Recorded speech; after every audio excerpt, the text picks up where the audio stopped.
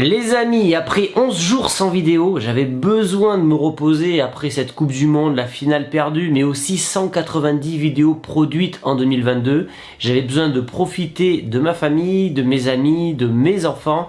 Et donc voilà, j'avais besoin de souffler d'où ces 10-11 jours sans vidéo sur YouTube. Néanmoins, la nouvelle est tombée ce soir. C'est une très grosse nouvelle. C'est pas une bonne nouvelle, mais c'est une très grosse nouvelle. Cristiano Ronaldo quitte donc l'Europe pour signer en Arabie Saoudite, ce qui peut faire penser à une première mort sportive pour lui.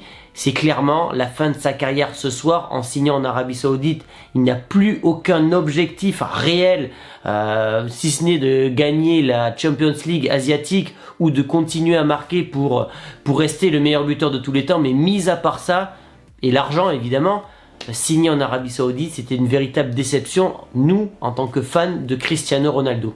Ce soir, on va avoir un œil vraiment objectif sur la situation.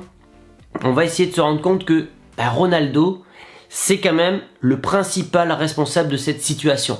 Alors oui, il y a eu un peu de malchance, et on y reviendra dans son parcours, mais globalement, ses choix ont été mauvais à partir de 2018. Voilà, on va parler de ça ce soir et on essaiera de voir quelle est la suite pour lui maintenant. Voilà, est-ce qu'il y a une suite ou est-ce que c'est définitivement la fin? Bref, c'est parti pour une vidéo que je n'avais pas prévu de faire ce soir. La vidéo, les amis, elle est sponsorisée par OneFootball. Si tu veux continuer à suivre le parcours de Ronaldo, tu peux le faire en personnalisant l'application OneFootball. Tu choisis Cristiano Ronaldo et tu auras toutes ses statistiques, tous les articles sur lui en Arabie Saoudite, peut-être en sélection du Portugal, on verra. L'application est 100% gratuite et je te mets le lien dans la description. Alors on va faire un retour en arrière à partir de 2018. Donc là il gagne sa 4e Ligue des Champions avec le Real Madrid en 5 ans. Et à ce moment-là, il va décider de quitter le club pour rejoindre les Bianconeri, la Juventus. Mais il va décider de quitter le Real pour des mauvaises raisons. Tu vas pas quitter le meilleur club du monde qui gagne tout en Europe, mais il va le quitter pour des raisons financières. En effet, Messi gagne beaucoup d'argent à l'époque avec le Barça. Ils le paieront plus tard puisque le club aura des problèmes financiers. Et Ronaldo se dit l'égal de Messi, voire supérieur à lui, et donc il veut gagner autant d'argent. Florentino Pérez, qui lui gère à merveille les finances du Real, n'est pas d'accord. Il y a un clash, et donc Ronaldo cherche un autre club. Ça a bien matché avec la Juve avec son retourné, et donc il fait les démarches pour aller du côté de la Juve. La Juventus met en place un plan financier pour essayer de rentabiliser au mieux le Portugais, et donc Cristiano Ronaldo débarque du côté de la Juve dans un championnat qui historiquement est assez mythique, qui peut faire penser à l'un des meilleurs championnats de l'histoire. L'idée n'est pas si mauvaise. La Juventus est une équipe qui est bien structurée à l'époque. Il y a un bon entraîneur, ils font des belles campagnes en Ligue des Champions. Il va découvrir un nouveau championnat.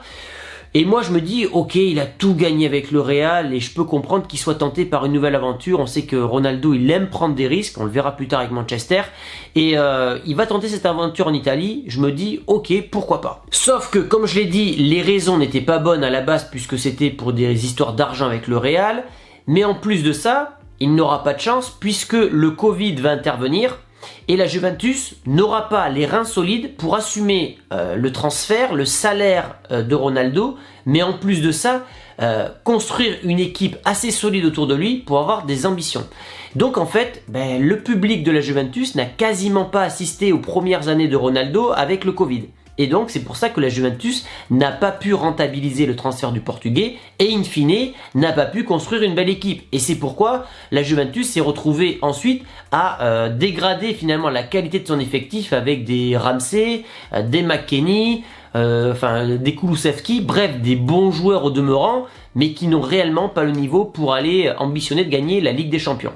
Donc ça a été finalement peut-être la première erreur de Ronaldo, c'était donc de quitter le Real Madrid. Il fait ses 3 ans du côté de la Juve, il bat plein de records évidemment, il marque plus de 100 buts en 3 ans, il va même à l'âge de 35 ans terminer meilleur buteur de la Serie A avec donc 46 matchs avec la Juventus et 39 buts, toutes compétitions confondues, donc à l'âge qu'a Messi aujourd'hui.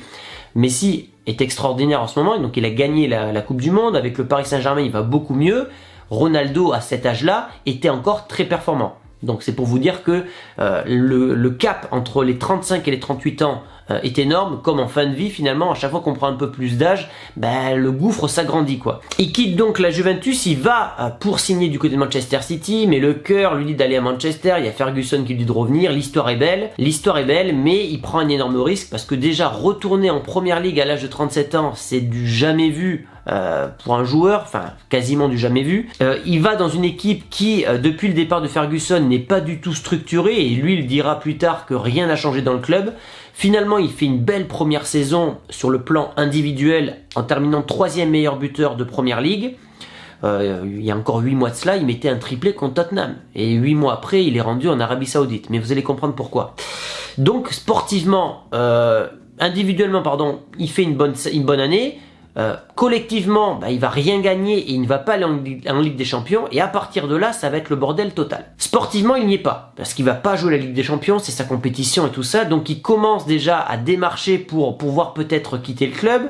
Mais en plus de ça, sa mère attrape le cancer, sa fille est gravement malade et il va perdre un enfant. Donc là où Ronaldo était toujours costaud mentalement, ben là il va s'effondrer psychologiquement en fait.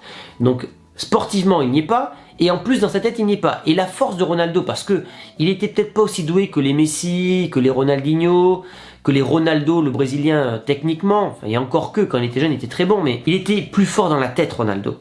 Et du moment que ça a lâché pour des raisons familiales et personnelles, et ça, en tant que parent, je veux bien comprendre que quand tu perds un enfant, ça doit te détruire, et bien je pense qu'à partir de là, son esprit a lâché, et son corps l'a suivi dans cette dégringolade parce que tu ne peux pas chuter de niveau en mettant un triplé, enfin en faisant une saison extraordinaire avec Manchester sur le plan individuel l'an passé. Il a sauvé Manchester en Ligue des Champions, en championnat plein de fois et se retrouver avec un niveau aussi pauvre à partir de septembre 2022. Zlatan est retourné au Milan après une pige donc de 2-3 ans aux États-Unis. Zlatan, on peut le comparer au niveau du caractère à Ronaldo, mais ce dernier a eu l'intelligence de se mettre en retrait. Bon, de toute façon, il était toujours blessé, il jouait un match sur 10 avec le Milan, mais en plus de ça, il a eu l'intelligence de se mettre en retrait, d'accepter son rôle de joker, son rôle de grand frère dans l'équipe, chose que Ronaldo, par son ego, n'a jamais accepté et n'aurait pas accepté du côté de United. Ce qu'il a mis en clash avec l'entraîneur Ten Hag, ce qu'il a mis en clash avec le club, et alors il a sorti cette interview sortie de nulle part, absolument catastrophique, qui va encore plus le faire sombrer dans une chute sans fin, parce qu'aucun club ne voudra le signer plus tard, et qu'il ira donc signer en Arabie Saoudite. Et je l'avais dit, en tant que pro Ronaldo, et j'étais un des seuls à le dire en juin, vous pourrez retrouver ma vidéo, dès lors qu'il n'allait pas à la Ligue des Champions, il y avait plein de rumeurs qui commençaient à sortir, fallait qu'il signe au Bayern, au Real et tout ça. Et moi je disais non, faut qu'il reste à Manchester. Il a fait le choix d'aller à Manchester, son club de cœur, il doit en assumer les conséquences. Et il doit terminer correctement son histoire avec Manchester parce que c'est important de bien terminer son histoire avec son club de cœur. Et en plus de ça, Ronaldo avait une option sur la 3e année dont il était le seul décideur pour continuer ou non avec les Red Devils. Donc en gros, si à la fin de l'année, Manchester était en Ligue des Champions, il pouvait prolonger d'une année. Ronaldo a absolument tout gâché. Parce qu'il s'est mis en froid avec Ten Hag. Alors oui, Ten Hag est peut-être pas le meilleur diplomate, c'est peut-être pas le meilleur entraîneur qu'a géré Ronaldo, certes, il a peut-être ses erreurs, mais Ronaldo ne l'a pas aidé. Parce que je suis sûr que Ten Hag aurait eu besoin de Ronaldo à un moment dans l'année. Il aurait eu, bien sûr, il y a eu Rashford, il y avait, comment il s'appelle, Martial, mais il aurait eu besoin de Ronaldo. Et Ronaldo n'a pas eu cette intelligence de se dire, ok, actuellement j'ai pas le niveau, eh bien je vais soutenir l'équipe, je vais soutenir mon entraîneur, je vais continuer de travailler et puis à un moment, je vais retrouver la forme et l'entraîneur me remettra titulaire. Ronaldo n'a pas eu ça, par ego, peut-être parce que psychologiquement il était perturbé, j'en sais rien, mais en tout cas, finalement il s'est tiré une nouvelle balle dans le pied. Donc si on accumule les erreurs depuis son départ du Real, ça fait beaucoup. Un départ à la Juve qui s'est bien passé sur le plan national, mal sur le plan européen. Il décide finalement d'aller peut-être du côté de City, mais au dernier moment, il fait machine arrière, il va du côté de United. Et pour finalement se fâcher avec son club de cœur, salir un petit peu l'histoire qu'il avait créée il y a quelques années, se retrouver sans club, faire une Coupe du Monde dans des conditions physiques lamentables, parce que Ronaldo n'était pas affûté, il n'était pas rapide, et même pire que ça, c'est contre le Maroc que ça m'a marqué. Ronaldo, je l'ai trouvé totalement absent. Alors évidemment, il était perturbé d'être remplaçant, mais quand il est rentré contre le Maroc, je ne l'ai pas vu, encourager ses coéquipiers, taper du poing dans sa main. je l'ai trouvé fantomatique. Mais pas fantomatique dans le jeu, fantomatique dans ses expressions. Il était absent. Voilà. Donc Ronaldo, qui était un joueur mentalement au-dessus de la moyenne, a totalement lâché, donc pour des raisons, je pense, sportives, parce qu'il a vu qu'il a peut-être pas fait le bon choix en signant du côté de United, pour des raisons personnelles et familiales avec les maladies et la mort de son fils, ça c'est une certitude, et on ne pourra pas me faire croire que ça n'a eu aucun impact sur lui. Coïncidence, il perd son fils et il s'ensuit des mauvais choix et surtout des mauvaises prestations, donc évidemment, et chaque parent ne pourra pas dire le contraire. Si tu perds un enfant, ta vie, elle est détruite. Elle est détruite parce que le cours de la vie fait que tu ne dois pas perdre des enfants. Hein, tu dois partir avant eux. Donc évidemment que Ronaldo a été détruit à partir de là. Mais en plus de ça, il n'a pas fait les bons choix. Et donc là, finalement, il décide de faire cette interview qui est nulle, en fait, qui ne sert à rien à part dire, essayer de sauver son image en disant mais non, je n'ai pas négocié avec tel club, mais la preuve qu'il devait mentir puisque il n'a pas eu d'offre de grands clubs européens, il n'y a pas eu de Bayern, il n'y a pas eu de Real, il n'y a pas eu de Juventus ou d'autres clubs. Ronaldo n'a pas eu d'offre, il s'est retrouvé donc piégé par sa propre situation qu'il a créée, c'est-à-dire je veux continuer à jouer au football parce que j'ai encore l'envie, la motivation, j'ai envie de marquer des buts, de faire encore quelques records, mais je n'ai aucun club. Il est cher, il est vieux, il a 38 ans, il a un caractère assez clivant. Ronaldo s'est retrouvé piégé et ça fait mal. Alors maintenant on va parler en tant que fan, on va arrêter de parler de la situation en tant qu'analyste, mais maintenant en tant que fan. Moi j'aurais jamais pensé que Ronaldo aurait cette fin de carrière. Voilà, moi je pensais qu'il allait soit se retirer au Real, soit à la Juventus. Voilà, ça c'était dans mes plans. Quand j'ai commencé à suivre Ronaldo, je ne l'ai pas suivi dans le but qu'il devienne le meilleur joueur de l'histoire. Quand je l'ai suivi, il avait 17-20 ans, je ne pouvais pas deviner qu'il allait devenir l'un des meilleurs joueurs de l'histoire. Néanmoins, au fur et à mesure qu'il a commencé à grandir, j'ai eu plus d'ambition pour lui. Et c'est vrai que c'est dommage aujourd'hui qu'il termine de cette manière-là. J'ai pas de bol de ce côté-là, c'est que Zidane a terminé de la pire des manières possibles en se faisant expulser dans une finale de Coupe du Monde avec un coup de boule qui n'a ni queue ni tête. Et là, Ronaldo va terminer sa carrière en Arabie Saoudite sûrement. Bon voilà, de ce côté-là, j'ai pas choisi les sportifs que j'ai suivis. Hein. Actuellement, je suis Nadal au tennis et Ronaldo. On va dire que ce sont mes deux gros sportifs préférés. Donc là, mon ordinateur est éteint, mais mon fond d'écran depuis un an, c'est la victoire de Nadal, par exemple, en Australie. Nadal, par exemple, j'aurais voulu qu'il se retire à Roland-Garros lorsqu'il a gagné. Bon, il veut continuer. Ces mecs-là, les problèmes, c'est qu'ils sont drogués de sport, c'est leur vie.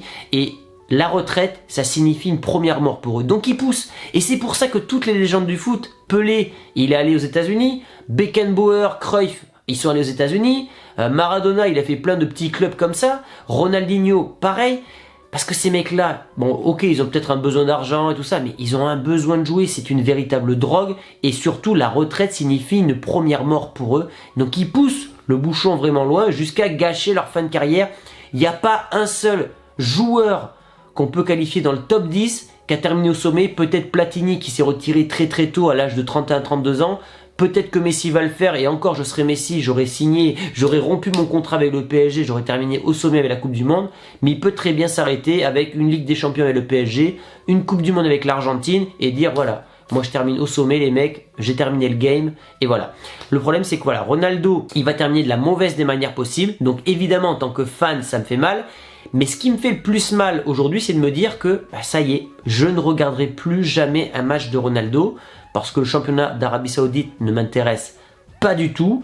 J'irai regarder évidemment quelques résumés, j'irai voir ses buts s'il en marque, mais je ne suivrai pas le championnat d'Arabie Saoudite. Donc voilà, à partir d'aujourd'hui, je me dis que Ronaldo, bah, je ne le verrai plus jouer, que sa fin de carrière est très difficile et que ça me fait mal. Donc voilà les amis, ce que j'avais à dire ce soir sur Ronaldo. Évidemment c'est un coup dur, donnez-moi votre avis dans les commentaires et je vous dis à très vite. Donc je pense que la première vidéo de 2023 ça sera un récap de mon année 2022 et les projets que je voudrais faire en 2023. Voilà ce que j'avais à dire ce soir sur Ronaldo les amis, je vous dis à très vite, ciao.